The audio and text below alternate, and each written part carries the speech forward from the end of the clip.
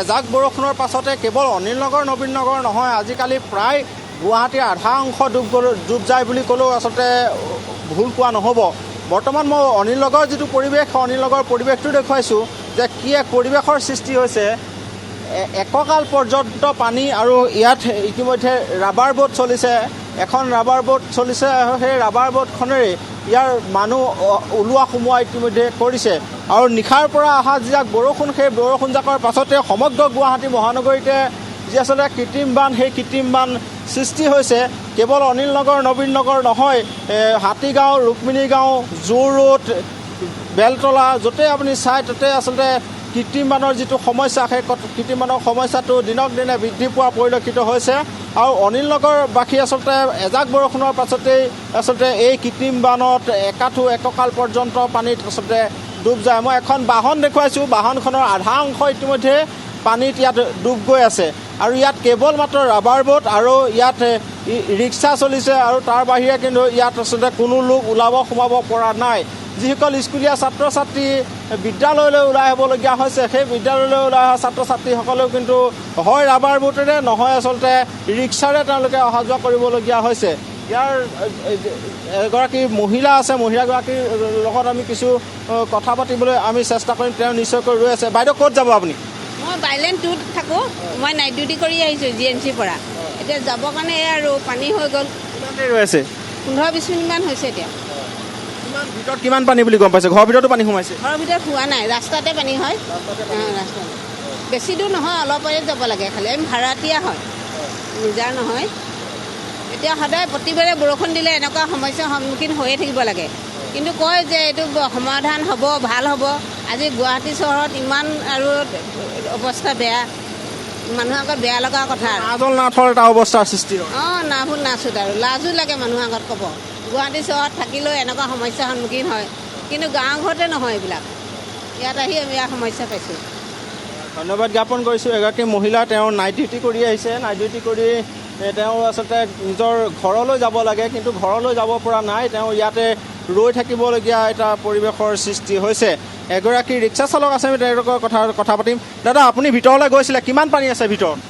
ভিতৰত আছে পানী, বহুত পানী আছে ভিতৰত। আপোনালোকে অনা নিয়া কৰি আছে? আনা লোৱা কৰি আছে। কেনেকৈ লয় অনা নিয়াত? 200-150 এনেকৈ লৈ আছে। বহুত পানী নহয়, টানি টানি লৈ যাব লাগে, টানি আনিব লাগে। যথেষ্ট অসুবিধাও হৈছে মানুহৰ। অসুবিধা হৈছে। কিছু কিছু মানুহ ঘৰত সোমাই আছে পানী। ৰাবাৰ বোট এখন চলি আছে। ইতিমধ্যে তেওঁ ইয়াৰ যিসকল লোক ইয়াত সেই ৰিক্সাখনেৰে অনা নিয়া কৰি আছে, আৰু ভিতৰৰ কিছু লোক ইতিমধ্যে খোজকাঢ়ি তেওঁলোকে ওলাই আহি আছে। মই পৰিৱেশটো দেখুৱাইছোঁ যে এককাল ক'ৰবাত একাঠু পৰ্যন্ত পানী হৈছে, আৰু আচলতে নাজল নাথল এটা পৰিৱেশৰ সৃষ্টি হোৱা পৰিলক্ষিত হৈছে। কেৱল অনিল নগৰ নবীন নগৰ নহয়, সকলোতে এটা একেই পৰিৱেশ। আপুনি হাতীগাঁৱলৈ যদি যায় তাতো একেই পৰিৱেশ, ৰুক্মিণী গাঁৱলৈ যায় যদি তাতো একেই পৰিৱেশ, পাঞ্জাবাৰীলৈ যায় যদি তাতো একেই পৰিৱেশ। মুঠৰ ওপৰত যেনিয়েই যায় আচলতে তেনিয়েই এজাক বৰষুণৰ পাছতে মহানগৰীৰ যিটো আচলতে কৃত্ৰিম বান, সেই কৃত্ৰিম বানত লোকসকল ডুবিবলগীয়া হৈছে। আৰু এই যিটো সমস্যা, এই সমস্যাটো দিনক দিনে বৃদ্ধি পাই গৈ আছে। প্ৰত্যেকখন চৰকাৰ আহিলে, যেতিয়াই নিৰ্বাচন আহে তেতিয়াই কৃত্ৰিম বানৰ সমস্যাক লৈ তেওঁলোকে কথা কয়, কৃত্ৰিম বান সমস্যাৰ সমাধান কৰাৰ কথা কয়, কিন্তু এই যিটো কৃত্ৰিম বানৰ সমস্যা, সেই কৃত্ৰিম বানৰ সমস্যাটো কিন্তু কোনোদিন সমাধান নহয়। কেইদিনমান পূৰ্বে মুখ্যমন্ত্ৰীগৰাকীয়েও ইতিমধ্যে উল্লেখ কৰিছিলে যে এতিয়া 1 চনৰ পৰা লাগি আছে। বাইদেউ ক'ত যাব? মোৰ মানে চেঞ্চাছ কৰিছে এইফালে অনিল নগৰ নবীন নগৰ, চেঞ্চাছৰ কাৰণে আহিছিলোঁ। কিন্তু এতিয়া পানী দেখি মানে ভাবি আছোঁ কেনেকৈ কৰিম চেঞ্চাছ, এতিয়াতো সম্ভৱেই নহয়। এতিয়া আমি মেপ জমা দিব লাগে, কালিলৈ মেপ আমি জমা দিব লাগে, আমাৰ SLP মেপ জমা দিব লাগে, কিন্তু ইমান পানীত এতিয়া আমি কেনেকৈ মানে এইটো ছাৰ্ভে কৰিম? এতিয়া মানুহৰ ভিতৰত ঘৰলৈতো যাবই পৰা অৱস্থা নাই, মানুহৰ ঘৰলৈ যোৱাটো সম্ভৱেই নহয়। আনকি মানে ৰাস্তাটোৱেই যদি ইমান পানী হয়, কিন্তু মানুহৰ ঘৰলৈ আমি কেনেকৈ যাম? এতিয়া এইটোতো মানে অসম্ভৱ হৈ পৰিছে, মানে যথেষ্ট অসুবিধা হৈছে। এতিয়া মানে আমি আহিলোঁ সোনকালে কামটো কৰিম বুলি, এতিয়া মানে এয়া আহি পেলাই এই পৰিস্থিতিৰ সন্মুখীন হৈছোঁ। এই সমস্যাটো দিনক দিনে কিন্তু বৃদ্ধি পাইহে গৈ আছে। এই সমস্যাটো সমাধানৰ কোনো উপায় ওলোৱা নাই। হয়, এইটোতো বহুদিনৰ পৰা আমি ইয়াৰ অনিল নগৰ বা এইখিনি গুৱাহাটীৰ বিভিন্ন এলেকাততো আমি মানে দেখিয়ে আহিছোঁ এনেকুৱা মানে হেৰি হোৱা, বানপানী হোৱা। গতিকে এতিয়া আমাৰ কাৰণে মানে চেঞ্চাছ কৰাটো এজাক বৰষুণ দিলে মানে অসম্ভৱৰ নিচিনা হৈ আহিছে লাহে লাহে। গতিকে প্ৰশাসনে যথেষ্ট মানে পদক্ষেপ ল'ব লাগে যাতে মানে এই আমাৰ যিটো বানপানীৰ সমস্যা সেইখিনি যাতে মানে সোনকালে সমাধা কৰিব পাৰে, যাতে আমাৰ যাতে মানে আমাৰ যিটো মানে কাম আমি যাতে সম্পূৰ্ণ সুচাৰুৰূপে কৰিব পাৰোঁ। জ্ঞাপন কৰিছোঁ। আৰু এগৰাকী বাইদেউ তেওঁ চেঞ্চাছৰ কাৰণে আহিছে। লোকপিয়ল ইতিমধ্যে ঘৰে ঘৰে গৈ লোকপিয়ল কৰাৰ যি দায়িত্ব আছে, কিন্তু দেখিবলৈ পাইছে যে এই যিটো অঞ্চল অনিল নগৰ নবীন নগৰ, কিন্তু সেই চেঞ্চাছলৈ তেওঁ যাব পৰা নাই, যাক লৈ যথেষ্ট অসুবিধাৰ সৃষ্টি হৈছে। যিটো সমস্যা, সেই সমস্যাটো কিন্তু দিনক দিনে বৃদ্ধি পোৱা পৰিলক্ষিত হৈছে। কেইবাগৰাকীও মহিলা ইয়াত ৰৈ আছে, তেওঁলোকে ঘৰলৈ যাবলৈ ৰৈ আছে, কিন্তু তেওঁলোকে ঘৰলৈ যাব পৰা নাই। বাইদেউ যদি অকণমান কথা পাতোঁ, ক'লৈ যাব আপুনি? অনিল 3 নম্বৰ মাইলেন। যথেষ্ট পানী ঘৰত?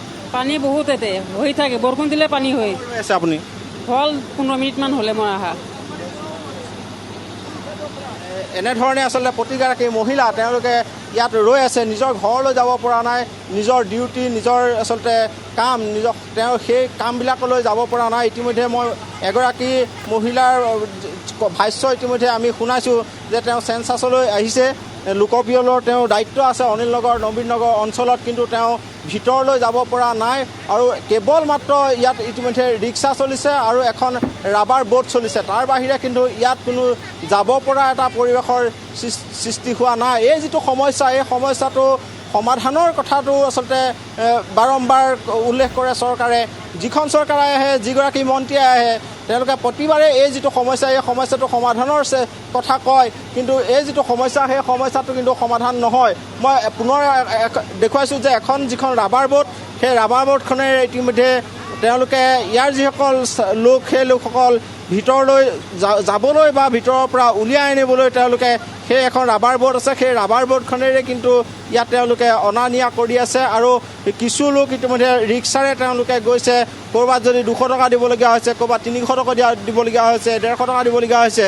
তেনেধৰণে তেওঁলোকে নিজৰ ঘৰলৈ বা নিজৰ ঘৰৰ পৰা নিজৰ যি আচলতে কৰ্মস্থলী, সেই কৰ্মস্থলীলৈ তেওঁলোকে যাবলৈ ওলাই আহিছে। কিন্তু এই যিটো সমস্যা, এই সমস্যাটো কিন্তু কোনো দিন সমাধান নহয়। আচলতে এই সমস্যাটো দিনক দিনে কিন্তু বৃদ্ধি পোৱাহে পৰিলক্ষিত হৈছে। এজাক বৰষুণৰ পাছতে আপুনি মহানগৰীৰ যোনফালেই চায়, সেইফালেই কিন্তু এই যিটো কৃত্ৰিম বানৰ সমস্যা, সেই সমস্যাটো কিন্তু দিনক দিনে বৃদ্ধি পোৱা পৰিলক্ষিত হৈছে। হয়, নাৰায়ণ শইকীয়া, আপোনাক এই মুহূৰ্তত ধন্যবাদ জ্ঞাপন কৰিছোঁ। আপুনি অনিল নগৰৰ পৰা পৰিৱেশ দেখুৱালে, আৰু এয়া হৈছে অনিল নগৰ নবীন নগৰৰ আজিৰ পৰিৱেশ। কেৱল এইটো অঞ্চলতেই নহয়, আচলতে ৰুক্মিণী গাঁও, হাতীগাঁও, কাহিলীপাৰা, মহানগৰী, আচলতে পূৰ্বতে যিসমূহ স্থানত পানী হোৱা নাছিল, তেনেবোৰ অঞ্চলতো শেহতীয়াকৈ কেইবা মাহৰ পৰা আচলতে কৃত্ৰিম বানপানীৰ সৃষ্টি হোৱা দেখিবলৈ পোৱা গৈছে। কিন্তু এই সমস্যাসমূহৰ সমাধান কেতিয়া, মহানগৰবাসীয়ে কিমান দিনলৈ আৰু এনেকৈ দুৰ্ভোগ ভুগিব লাগিব, তাৰ সঠিক উত্তৰ আচলতে কাৰো হাতত নাই।